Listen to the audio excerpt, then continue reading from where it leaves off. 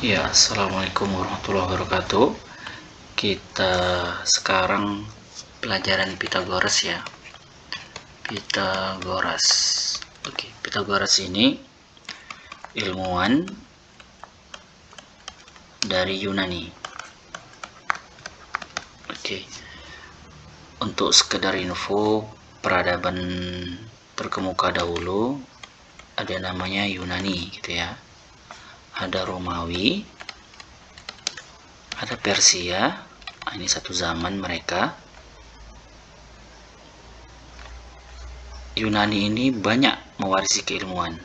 Romawi dan Persia itu kosong ilmu. Jadi mereka ini peradaban yang tanpa ilmu, sampai pada akhirnya keilmuan Yunani ini dilanjutkan oleh peradaban Islam.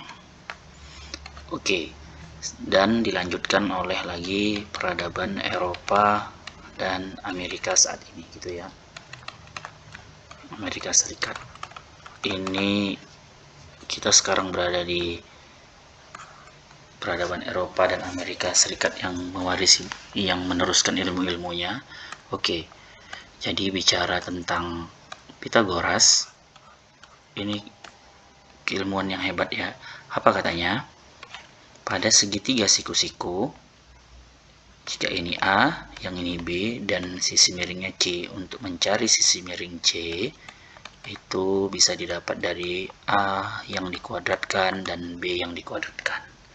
Itu artinya tinggal diakarkan. Gitu ya. Oke.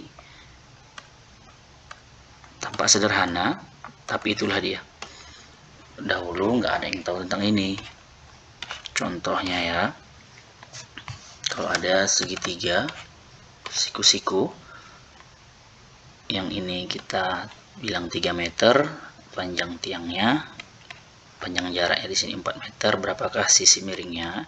Itu bisa diambil dari 3 kuadrat ditambah 4 kuadrat, kemudian diakarkan. Artinya 3 kali 3 9, 4 kali 4 16. Itu artinya jadi akar 25. Akar 25 itu sama dengan 5. Berarti panjang sisi miringnya itu 5. Oke. Itu artinya juga untuk ini ya. Jadi ini fungsinya hanya untuk segitiga siku-siku. Segitiga siku-siku artinya itu sudutnya 90 derajat. Nanti di peradaban Islam bukan segitiga siku-siku pun, yang ininya sudutnya bisa lebih besar atau lancip. Nanti diperkenalkan lebih lanjut di peradaban Islam, dilanjutkan keilmuan ini.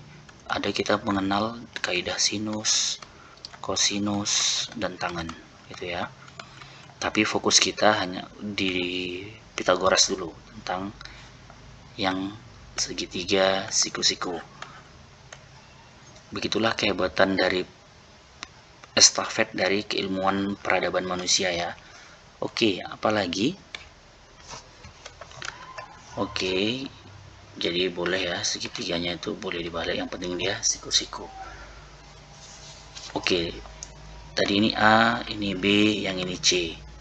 Kalau 3, yang di sini 4, yang di sini 5 gitu ya. Jadi kalau 3, 4, yang sini 5. A boleh 4, B boleh 3, hasilnya nanti 5. Ini juga berlaku kelipatannya. 6, 8, nanti hasilnya 10. Itu bisa kita coba gitu ya, kelipatannya. Kita tes kelipatannya. Tadi misalnya di sini 6, yang di sini 8, maka di sini berapa? Itu artinya 6 kuadrat ditambah 8 kuadrat. 6 kali 6, 36, 8 kali 8, 64. Itu artinya 100. Diakarkan, berarti 10. Berarti jawabannya 10. Oke. Gitu ya. Berarti juga jawabannya 10. Benar sini. Oke. Jadi bisa berlaku kelipatannya seterusnya. Apalagi kaidah Pitagoras yang lainnya, angka-angka dari Pitagoras.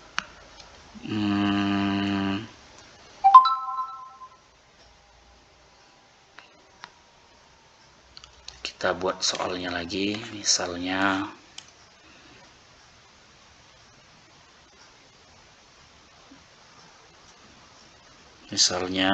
angka, misalnya di ini 12 gitu ya, yang ini 5, maka sisi miringnya berapa gitu ya. Yaudah, tinggal kita 5 kuadrat tambah 12 kuadrat gitu ya. 5 kali 5 25, 12 kuadrat itu 144. Tinggal kita tambahkan 25 tambah 144 itu 169 ya. Oke, akar 169 itu 13. Oke, berarti di sini jawabannya 13 kayak gitu. Dan ini juga berlaku kelipatannya kayak gitu Pythagoras ya. Pokoknya mencari sisi miring, mencari si C gitu ya. Mencari si C ini tinggal ditambahkan aja yang tegak dan yang tidur gitu ya. Berarti bisa kita simpulkan kalau ini A, ini B, ini C, mencari A kuadrat itu C kuadrat dikurang B kuadrat. Mencari B kuadrat itu C kuadrat dikurang A kuadrat. Karena C itu pasti lebih panjang ya, maka dia jadi dikurang A. Baru mencari C kuadrat, yang ini ditambahkan. Oke, ini dia. Untuk mencari contoh terakhir,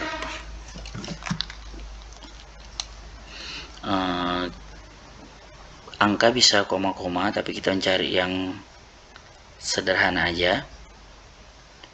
Misalnya yang ini 15, yang ini 9, berapakah bawahnya? Itu berarti C ini lebih besar ya. Kita mencari yang si B bawahnya, berarti B kuadrat sama dengan A kuadrat, C kuadrat dikurang A kuadrat. Itu artinya mencari B kuadrat 15 kuadrat dikurang 9 kuadrat. Nah, itu B sama dengan 15 kali 15 225 ya. 9 kali 9 81, berarti 225 dikurang 81 itu masih kuadrat ya. Itu B kuadratnya 144, berarti cari B nya akar 144. Berapa tadi akar 144?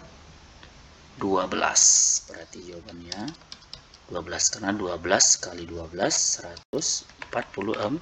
2 kali 2 4, 2 kali 1 2, 1 ini 2, 1 berarti 144 gitu ya.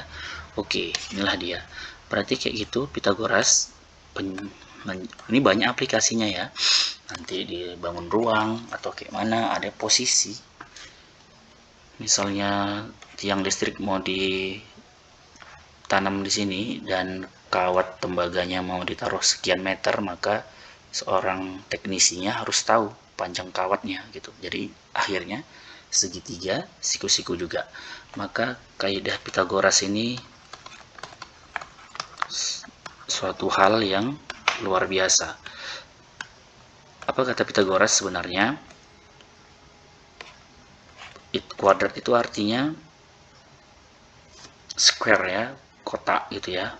Luas wilayah dari sini jika ditambahkan luas wilayah yang sini itu sama dengan luas wilayah dari yang ini gitu.